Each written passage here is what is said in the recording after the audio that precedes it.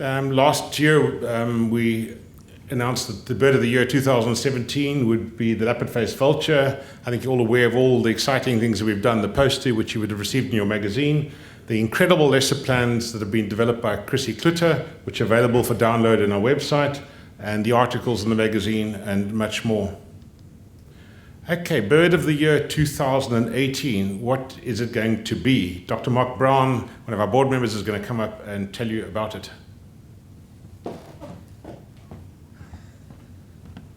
Thanks, Mark. The last few years we've had some fantastic Birds of the Year, and we've covered some really incredible habitats. We had the sociable weaver from the dry arid zone, and then now we've had the leopard-faced vulture. But I'm really excited to announce that next year's Bird of the Year, one of my favorite birds, is the African black oystercatcher.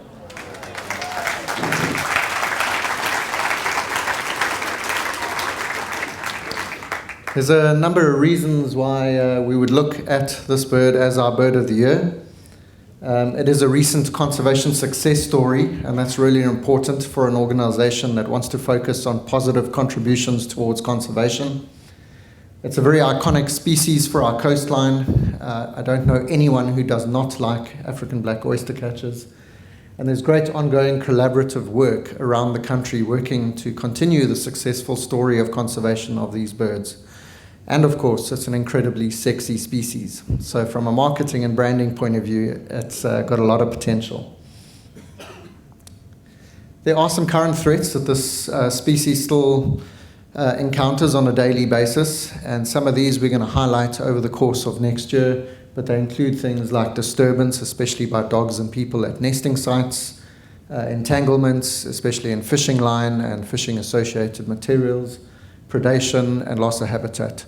And we'll be covering these extensively through the normal sort of channels that BirdLife uses to promote the Bird of the Year every year.